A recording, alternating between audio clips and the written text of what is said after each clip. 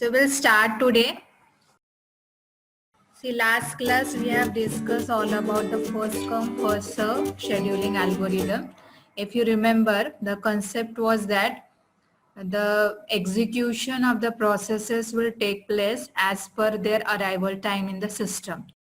So say suppose here in this typical example, 4 processes are there. So the first process that has entered the system is the P1. So this will be executed first, and the second process that will take place will be the P2 process. Third process that will take place will be the P3, and the last process that will take place will be the fourth process.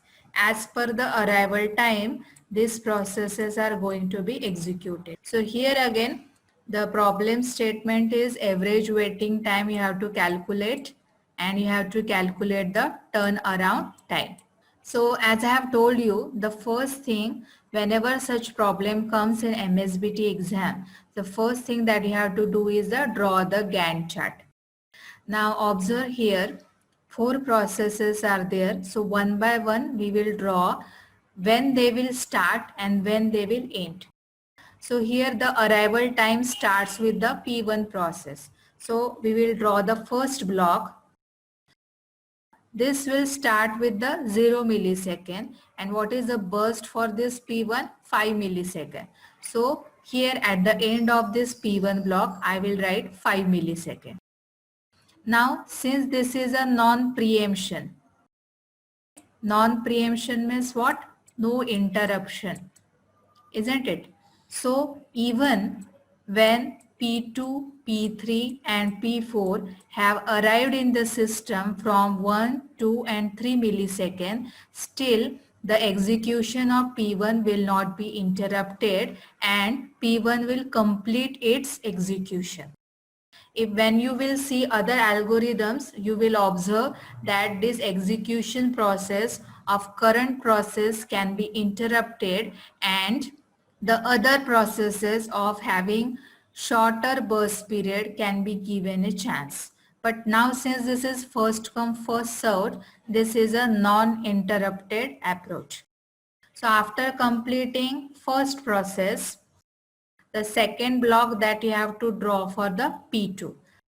So this is again of burst period 15. So this will start with 5 and 5 plus 15, it will end with the 20 because the burst is 15 millisecond and the starting time for P2 will be 5. Now third process, it will start at the 20th millisecond. Burst period is 25. So 20 plus 25, that is 45. So P3 will draw like this. So the burst period of 25 means it will end with the 45.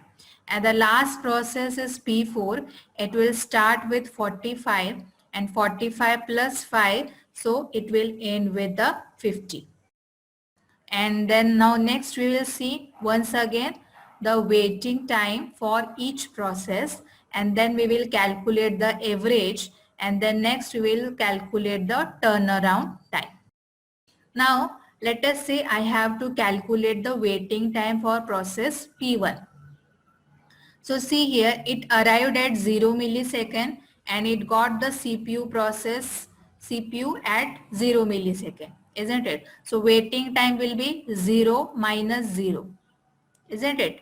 See, it arrived at 0 millisecond and it started execution at 0. So 0 minus 0, it will be 0. So waiting time of process P1 is 0. Now what about the process P2? See, it started execution at 5 millisecond, but when it has arrived in the system at 1 millisecond. So waiting time is 5 minus 1 is equals to 4. Then what about the third process? It started at 20 millisecond, but when it has arrived in the system at 2nd millisecond. So waiting time is 20 minus 2 is equals to 18. Then for process P4, it started at 45 millisecond, but when it has come into the system at 3 millisecond. So waiting time is 45 minus 3 is equals to 42. So this is the waiting time for each process. Now after waiting this, calculating waiting time for processes, next we are going to calculate the average. Average means what? Addition of all these 4 processes divided by number of processes. So average waiting time is 0 plus 4 plus 18 plus 42 divided by 4. And its addition comes out to be 64 and divided by 4. So answer is nothing but the 16 millisecond. So this is how the average waiting time of this particular example is calculated. So we have to remember one thing while calculating the waiting time. You have to observe from the Gantt chart then when a particular process starts execution and how much time it has arrived in the system. So I could say waiting time is start time minus arrival time. And this is how the average waiting time is calculated. Now after this, next we are going to see how to calculate the turnaround time. So for turnaround time, you have to remember this formula. This is the completion time minus arrival time. Completion time means what? At what time the process has completed the execution. And arrival time as is indicated in this particular column. So what is the turnaround time for process P1? See, it completed its execution at 5 millisecond. And when it has entered the system at 0 millisecond. So turnaround time for process P1 is 5 minus 0 is equals to 5. What about process P2? It ended execution at 20 millisecond. And when it has arrived in the system 1 millisecond. So turnaround time is 20 minus 1, that is 19. What about process P3?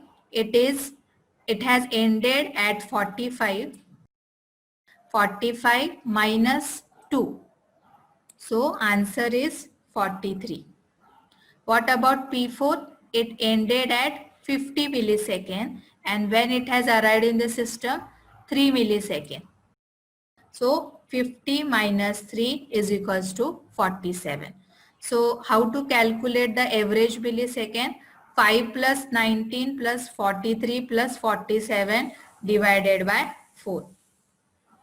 So it comes out to be 28.5 millisecond.